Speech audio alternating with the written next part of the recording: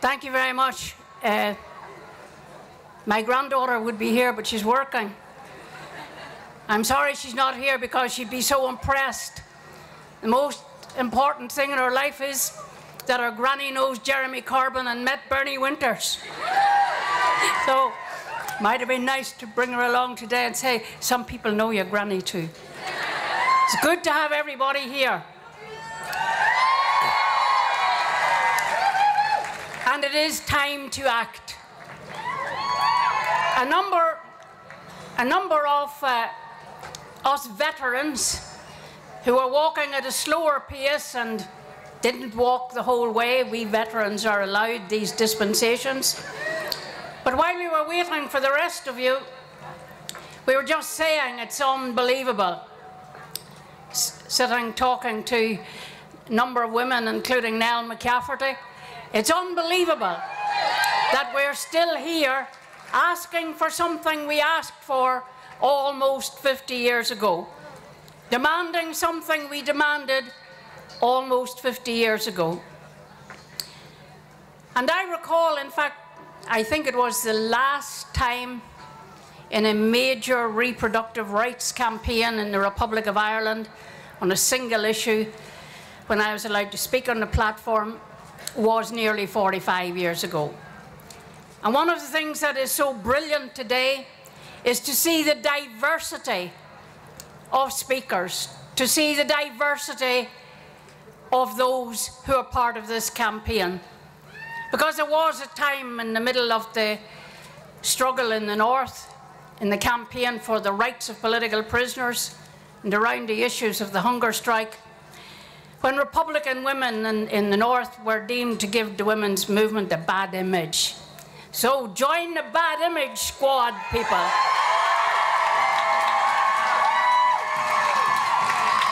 I am absolutely privileged to be joined today by a panel of brilliant people who 45 years ago might also have been said to give women a bad image. Our speakers today will include sex workers, transgender women, transgender people, lesbian people, migrant people, people of every size, shape, description, and point of view.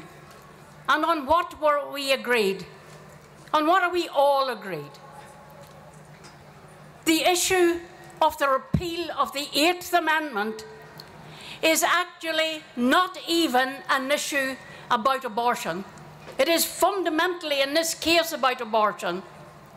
But it is at its core, in the 21st century, a demand that the last usurpation of authority of the individual human being be ended. And that is the usurpation. That is the usurpation of a woman's right to control of her own body.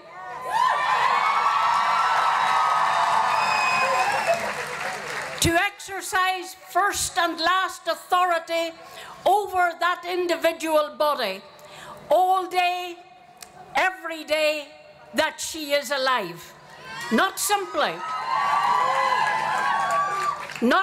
when she is a pregnant woman, not simply when she is a lesbian or straight woman, not simply when she is a sex worker, and not simply when she is that large band of forgotten women who are sex volunteers, still called whores, I believe. Long history of women who are marginalized because we expect and we demand and we are entitled to exercise the same bodily integrity as every other human being on the face of this planet.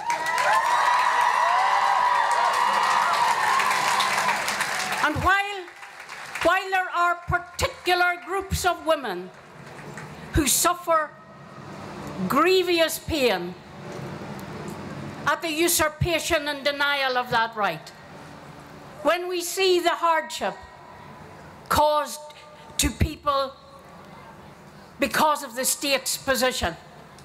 When we see young women and older women who have to travel abroad, when we see women who have to impoverish themselves in order to secure an abortion, when we see people coerced, emotionally manipulated into continuing with pregnancies that are non-viable, these things are torture. But let us be clear that the demand for the end of the usurpation, the demand for our right to control our bodies, to make our own reproductive system, is not a favour we are asking for certain circumstances.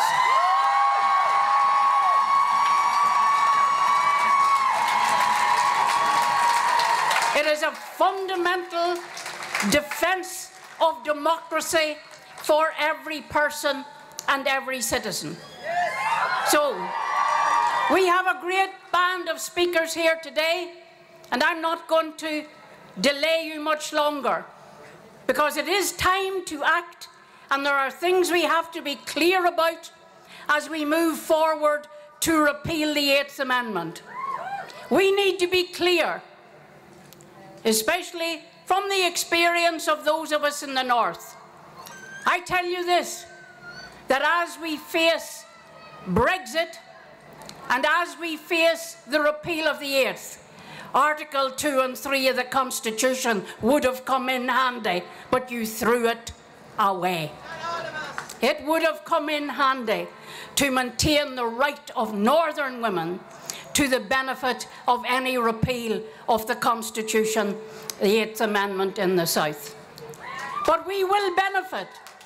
We will benefit from the courage, the determination and the change if we win the repeal in the South. We will benefit because of the courage it will give to people in the North to continue. We have struggled, and we need to speak to all the political parties. But I have a message, and I am entitled.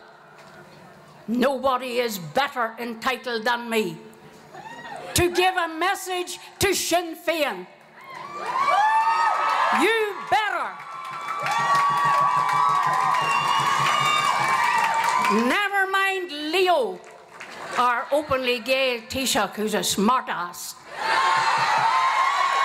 Mary Lou, I have a message for you, Mary Lou. You had better be absolutely and unequivocally behind the campaign to repeal the 8th Amendment, or your backside will never sit on the Taoiseach's bench. Thank you.